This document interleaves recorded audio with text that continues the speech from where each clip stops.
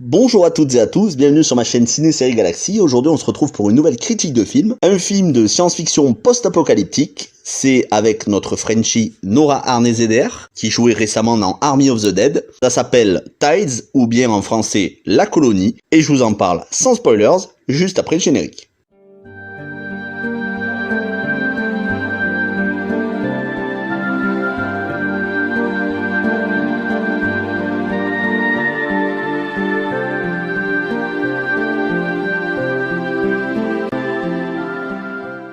Alors Tides, de quoi ça parle? Eh bien, on est dans un futur post-apocalyptique. La Terre est inhabitable en raison du changement climatique. Elle est devenue tout à fait inhabitable et une partie de la population qui reste, les plus riches, les scientifiques, bref, une partie de la population est allée dans un autre coin de l'univers, sur la planète Kepler. Ils s'y sont installés en colonie, mais malheureusement, les hommes sont atteints d'infertilité. Ils ne peuvent pas avoir des enfants. Alors, ces gens, ces scientifiques, vont envoyer deux missions. Une mission qui va échouer et donc une autre mission qui est celle que l'on va suivre. Deux missions pour voir si, sur Terre, c'est de nouveau habitable et est-ce qu'on peut fertiliser, autrement dit, est-ce que les femmes peuvent avoir des enfants? Et Nora Arnezeder, qui est une femme, va être envoyée pour pouvoir justement voir si elle n'est pas stérile sur Terre, si elle peut enfanter. Elle va arriver sur notre planète, elle va se cracher avec l'espèce de petite sonde, l'espèce de petits vaisseaux qui vont atterrir. Elle et son commandant, donc le duo, eh bien malheureusement son commandant ne va pas faire long feu et elle va se retrouver en zone hostile avec des gens. Avec des gens qui parlent un langage étrange. En réalité, des humains ont survécu, se sont développés, ont développé une nouvelle langue et se sont organisés en société d'une manière qui est plutôt étrange. Elle va découvrir ce qu'il en est vraiment. Qu'est-il arrivé à la première mission qui s'appelait Ulysse 1. Eh bien, tout ça, c'est dans le film, et je ne vais pas vous révéler parce que c'est du sans spoilers, mais sachez juste que ça reste assez passionnant comme scénario, surtout quand, en ce moment, on a pas mal de films qui nous parlent justement d'une planète Terre qui ne pourrait plus être habitable en raison du changement climatique, et on s'aperçoit du changement climatique, il est sous nos yeux. Il y a de plus en plus de films de science-fiction qui développent ce thème, et le thème de l'infertilité est intéressant aussi. Est-ce que des humains pourraient s'adapter, des humains sur Terre pourraient s'adapter à ce changement? Est-ce qu'ils pourraient développer une nouvelle civilisation qui ne se souvient pas de l'ancienne civilisation humaine? Autant de questions qui vont être développées dans le film. Maintenant, je vais vous parler un petit peu du casting. Nora Arnezeder, comme je vous disais, notre Frenchie Nora Arnezeder, qui était tellement badass et méconnaissable dans Army of the Dead, retrouve un petit peu de sa féminité, car c'est une actrice qui est très très séduisante. On avait pu la voir au générique de Angélique, ou encore Fiston avec Kev Adams.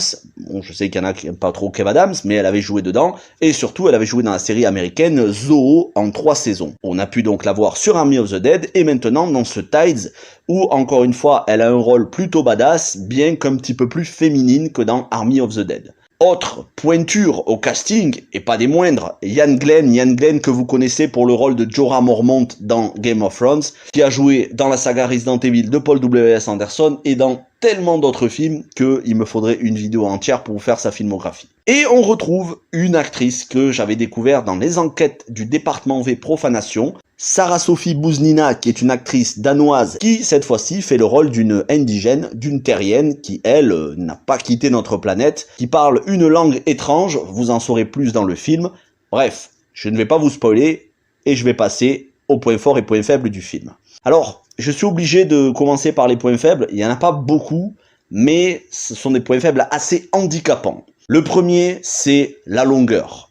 Le film dure 1h40 environ, et on a bien bon 45 minutes qui sont longues à démarrer, où il ne se passe pas grand chose, qui sont assez inintéressantes. La deuxième partie du film, en revanche, est beaucoup plus intéressant. On a des rebondissements, on a des révélations, on voit des paysages, on va dire, on voit des lieux, et ça bouge un petit peu au niveau du scénario, on fait des découvertes, mais voilà. Sur 1h40, avoir 3 quarts d'heure où c'est très long à démarrer et où on se demande où est-ce qu'ils veulent en venir dans le scénario, malheureusement ça handicape 40% du film.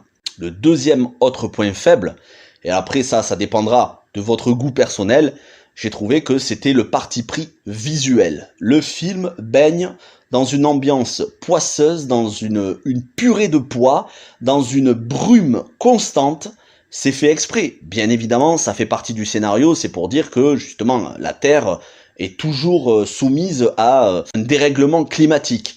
Mais c'est une image terne, grise, poisseuse, humide. C'est franchement pas agréable à regarder. Après, ça ne gênera peut-être pas certaines personnes, mais moi j'aime voir des paysages variés, des paysages colorés, des forêts, des déserts. Et là, on nage entre la terre ferme boueuse, l'eau et la brume, et la rouille. Donc c'est vrai que ça peut en gêner certains, c'est assez déprimant visuellement. En dehors de ça, le reste est très bon. Les acteurs, actrices sont excellents. Nora Arnezeder en tête, elle est totalement convaincante, comme dans tous les autres films où elle a joué. Ian Glenn, toujours le même genre de rôle énigmatique, de scientifique. Sarah Sophie Bouznina, qui, elle, est plutôt convaincante aussi dans un rôle un peu badass.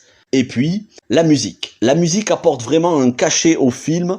Ça m'a fait penser, un petit peu moins bien évidemment, faut pas me faire dire ce que j'ai pas dit, mais ça m'a fait penser à Blade Runner 2049, la composition de Hans Zimmer et Benjamin Wallfisch. C'est un petit peu le même ton, la même ambiance sonore, les mêmes sons qui peuvent y avoir lancinants, mais calmes en même temps, qui apportent une ambiance posée, où vraiment on va s'intéresser au visuel. Il y a très peu de dialogue dans le film au final, mais il y a cette musique qui est quasi constante, qui accompagne les scènes. C'est pas une musique haletante, c'est pas une musique martiale avec des tambours. Et voilà, c'est une espèce de musique, un son en continu avec une petite mélodie qui revient. Il n'y a pas énormément de notes de musique différentes, mais pour autant, c'est pas une composition qui fait mal à la tête ou qui est désagréable à entendre. Vraiment, c'est une composition qui accompagne bien le film et qui donne un ton calme, posé, où on est très clairement dans de la science-fiction. C'est un film très contemplatif, mais malheureusement, contrairement à Blade Runner où il y avait plusieurs paysages différents, là c'est un seul et même paysage durant tout le film. La composition musicale est très bonne, les acteurs sont très bons, on sent qu'il y a de l'idée, au niveau du scénario, c'est plutôt bien amené, il y a une réflexion sur l'eugénisme, sur la sélection d'une race, la sélection génétique, voilà, je peux pas vous en dire plus. C'est un film très intéressant, et c'est loin d'être un film vraiment marquant, c'est un film assez oubliable. Son réalisateur, Tim Felbaum, a fait un autre film, Hell, un autre film post-apocalyptique, dont vous pouvez retrouver la critique sur la chaîne, j'en ai parlé très récemment. En tout cas, Tides, la colonie, ça vaut quand même le coup d'œil si vous vous intéressez à du post-apocalyptique. Et bon, c'est pas indispensable à voir. Merci à tous d'avoir regardé cette vidéo. N'hésitez pas à la liker, vous abonner, partager et à regarder les autres vidéos. Il y a énormément de post-apocalyptique sur la chaîne. C'est un de mes genres préférés, donc vous avez largement du choix. Merci à tous, portez-vous bien et ciao tout le monde.